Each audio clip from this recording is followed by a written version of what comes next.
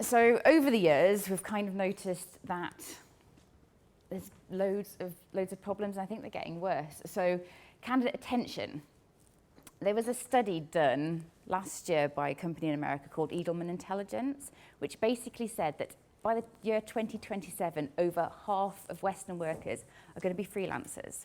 So this is one of the reasons why I'm helping psychologists set up their own businesses, because you might be finding some of your really good people are starting to think about doing it for themselves. So that means that candidate attention, you need to be like a really cool brand nowadays to attract people and offer them not just a job. You know, it's much bigger than that. The global productivity crisis. So you'll have seen loads of tables about how, despite technology, we're just not getting any more done. And I think there's a particular problem in the UK with that. And loads of different reasons have been talked about. So whether it's kind of poor mental health, poor organizational structure, whatever it is, we don't really still know. We know there's lots of research going on about why we're not productive. And the research coming out of Sweden is because we're working too long. Maybe we should all have like 4-hour days in 4 days a week. That would be nice, wouldn't it? But I think we probably would be actually more productive if we did. General uncertainty, so I don't want to mention the B word in this room, but you turn on the TV at the moment and it's just bad news everywhere. There's nothing good. Plastics are destroying the world. The world is going to end. Global politics. It's a hard time to be an employee, and it's a hard time to have all that stuff. And then the shareholder value.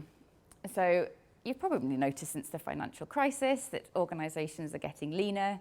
They are restructuring very frequently, and all of this has a massive impact and knock-on effect to staff and to the humans that work for you guys. So first of all, they say that you need to identify strengths. So instead of taking a competency-based approach or trying to put people under pressure in interview situations, we need to figure out what people are good at and what they'll enjoy doing. Because if people enjoy doing something, they'll want to do more of it. And if that might actually solve the productivity crisis. Because if you ask me to spend my day doing spreadsheets, then I'm not going to be happy at work, and I'm probably going to take a longer than somebody who loves spreadsheets.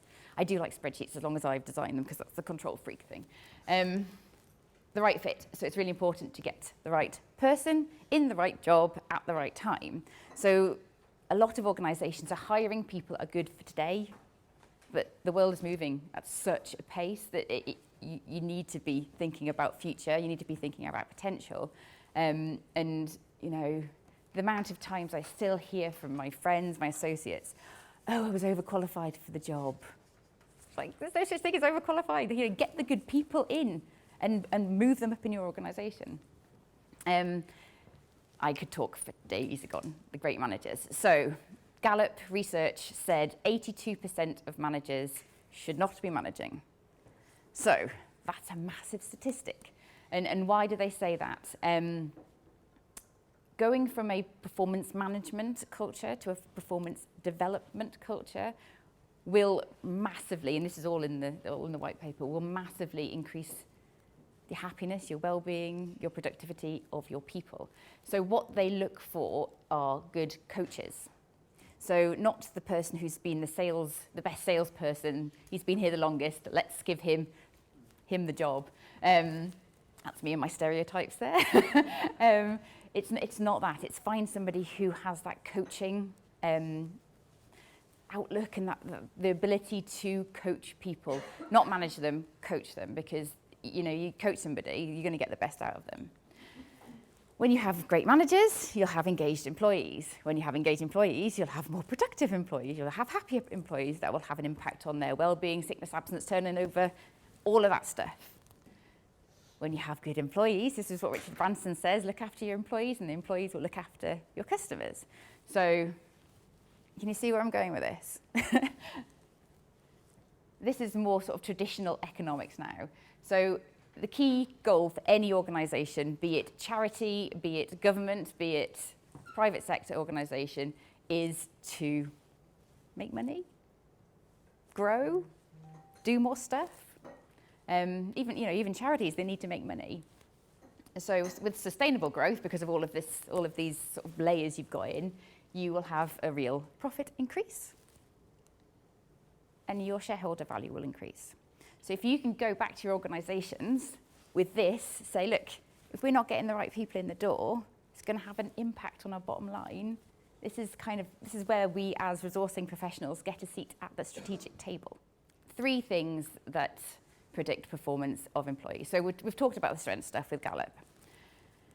Values. Values are so important. As human beings, we should know what our own personal values are, because if we're not living to our values, then it feels gross. So until I did some really good values work with my coach, I didn't realize why I was so sad in organizations, because my two main values are courage and freedom. So freedom, working for a boss who micromanages me, is like the worst thing in the world. Learning agility. We'll talk loads about learning agility. Again, it's one of my kind of pet topics. So there's 2 types of employees. You've got high potential employees and you've got high performing employees. And they should be treated totally different. Your high performing employee is somebody who is sustainably, predictably good all the time in a job that they've got. Have you heard of the Peter Principle? No? Yeah. So the Peter Principle basically means that people will get promoted to a level of incompetence and then stay there being incompetent. So this is when you've got your really good salespeople trying to manage sales teams and making everyone leave. So you need to find the right level for people. And it's sometimes quite an awkward conversation. You're really good at sales. We'll give you more sales to do because that's your strength. But you're not going to be able to develop the coaching skills that are needed at this organisation to be a great manager. Whereas you've got your learning, your high potentials, they have high levels of learning agility. So general mental ability is the biggest predictor of performance at work. So that's the ability to assimilate information, learn new stuff, try new things. And the learning agility is kind of that general mental ability plus a bit of growth mindset, so that talent can be learned, people can be developed, all of that really cool, sexy stuff. But you need to treat the high performers differently from the high potentials, because the high potentials will be tackling the workforce with creativity, enthusiasm, wanting to learn, wanting to progress, wanting to do different things, do different assignments. So figure out what they want to do and give them some more of that stuff. Strengths we've talked about. Again, I clearly like communicating. I would say it was one of my strengths, and I can literally talk the hind legs off a dog or a donkey, whatever the saying is. But it's really important to understand what somebody can do and what somebody likes doing. Because if they can do it and they like doing it, it's magic. When you're in the zone at work and time just goes by, that's when you're working to your strengths. And believe me, work is more fun. Values. So values is a really interesting one. People have values, and it's a lifelong thing from their friends, their family, their school, their education, their religion, their culture, and you cannot change somebody's values. So I did loads of work with the NHS, and we were looking at a kind of values-based approach to recruitment.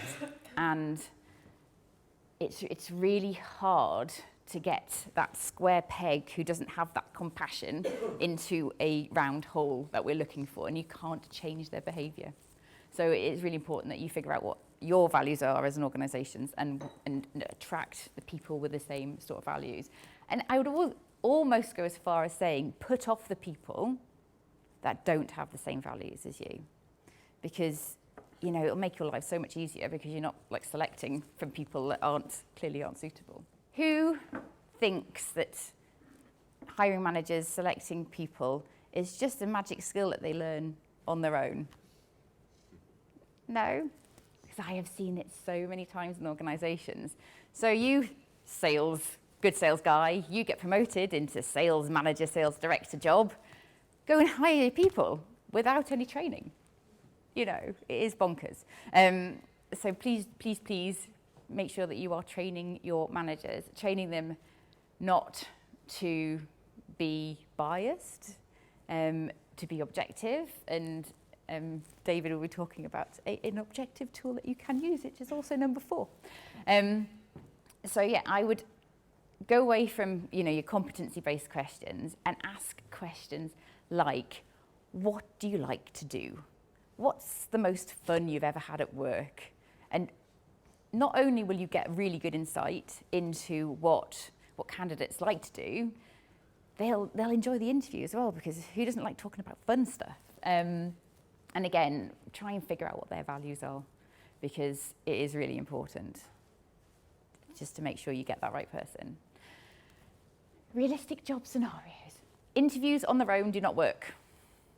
We are flawed human beings with so many different biases. If we didn't have biases, we wouldn't be able to cross the road, because it would take too long to think through all of the different risks associated with crossing the street. So biases are technically shortcuts that we have in our heads. So a realistic job scenario, and it doesn't have to be an assessment centre. You don't have to spend an absolute fortune in getting it right. Give the candidates something that they're going to do in their job. So if it's somebody, we'll go to the sales manager again, because we've kind of used him to death, I suppose, this morning. If they have to motivate and coach a team, get them to design some sort of intervention to coach a team. Ask them to come to an interview with a bit of a presentation on how you would deal with a realistic scenario. So somebody's on the sick, so talk through how you would tackle that problem. There's loads of things you can do without spending an absolute fortune, just to give an example of how they're going to behave and how they're going to operate. My favourite one is the 60-day, 90-day plan. So if it's a strategic job that you need, to build relationships with an organisation, if you ask them to do that sort of 90-day plan, you'll see how they think and what their priorities are, and it's a really kind of effective way of doing it. Getting recruitment right is so important. So you look for the Gallup path, you can see if you don't get the right people in, it's going to have an impact on your bottom line. The right leaders, super important, because you've heard the saying, people don't leave organisations, they leave bad bosses. You just have to watch one of my favourite films, Horrible Bosses, to understand how bad that can get. Again, assess candidates for that ability to assimilate information, learn, curiosity, growth mindset, that learning agility. Figure out what they're good at, figure out the right type of human for your organisation. And most of all, the world is moving at such an alarming pace for a lot of people. So make sure you're hiring for the future, because you don't want to get the person in the job, they're great for 6 months, and then the organisation's moved, the technology's moved, the world's moved, and they're just not coping.